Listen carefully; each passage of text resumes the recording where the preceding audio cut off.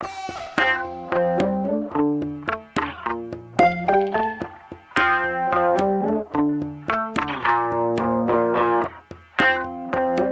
ดีเนาะมื้อนี้ออกมาตัดหญ้าสวนมื้อนี้นะเสียงจักรน้องยังเนียนอยู่แต่ห้าพักผ่อนละเมื่อย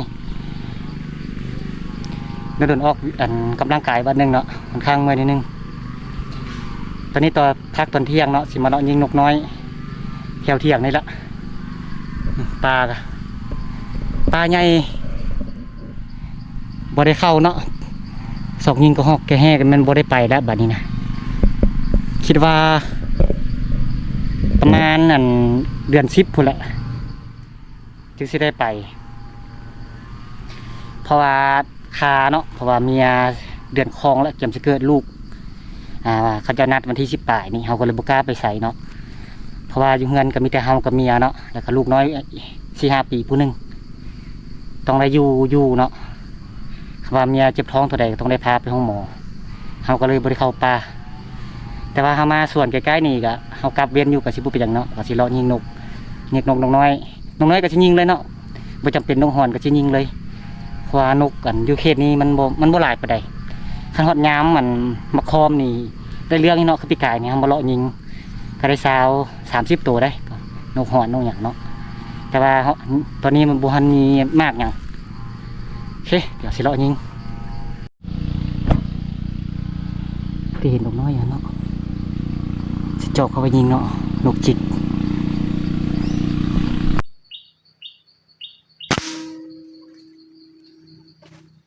เรียบร้อยเนาะนกฮอน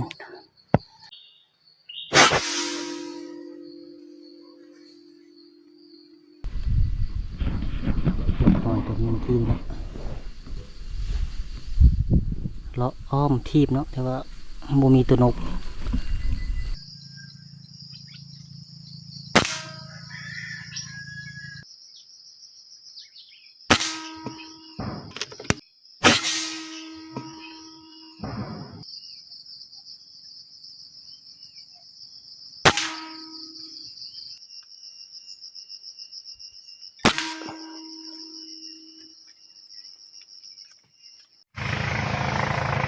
เก็บนกเนาะในเลาะยิงเอาดีต้นต้องต้นคอมเลยตัวที่2เนาะ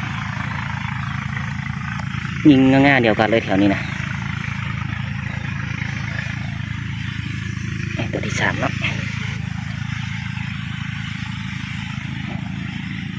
ตัวที่4น้ำ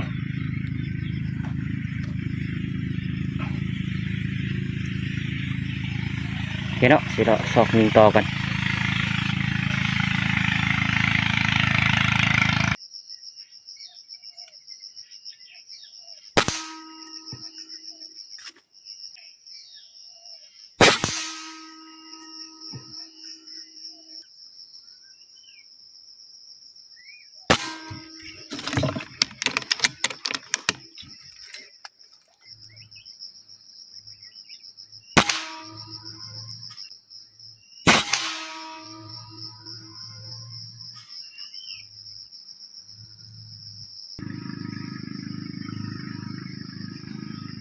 หางนกส่วนหอกตัวนี้เนาะมันบังอยู่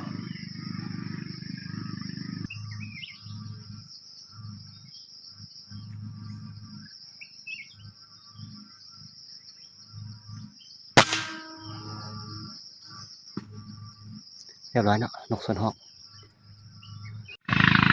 โอ้เจอนกส่วนหอกเนาะมีนกส่วนหอกได้เห็นบาดนึงแต่ว่าบ่ทันยิงนกส่วนหอกตัวนี้อันนี้เรียบร้อยบาดนี้อยู่โดนเติบคนหลายละบ่ใหญ่ส่วนหอก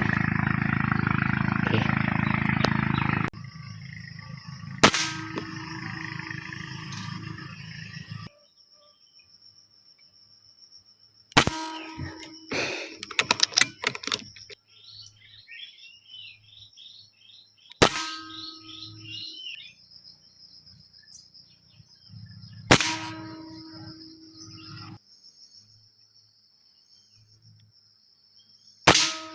เ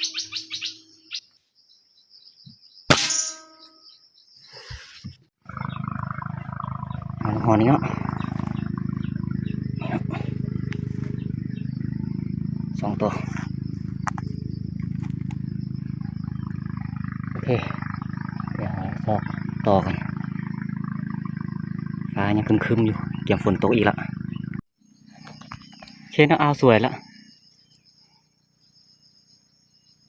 นี่ยิงนกสิปลายบาทเนาะข้างแด่บูทึกแด่แล้วก็เสียแด่เนาะต้นมะคอมันเป็นสะเลิมเนาะเป็นสะเลิมหลายนะนี่เขายิงอยู่ปลายแล้วมันมักข้างแต่ว่าข้างค่อนข้างหลายเยี่ยมมันก้อนบัดนี้เยี่ยมกลับก้อนบัดนี้มื้อนี้บ่ได้ซ้อมยิงห้องเนาะเพราะว่าเขามาเขตไกลแล้วก็สิซ้อมขับเรือแน่นะผลงานเขา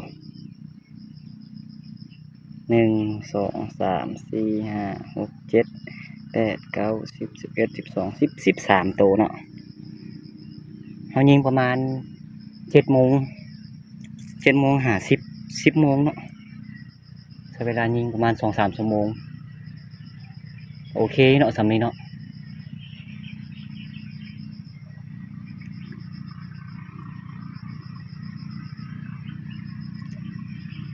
เริ่มมันให้ดอกหอนนี่กันโอเคเนาะสิกลับก่อนบัดนี้นะขอขอบใจเนาะคนที่เขามารับชมเนาะถึงจบวิดีโอสุดท้ายเนาะขอให้ทุกคนเนาะจงมีความสุขความเจริญเนาะสำเร็จในหน้าที่เวียกงานเจอกันใหม่เนาะคลิปต่อไปเนาะ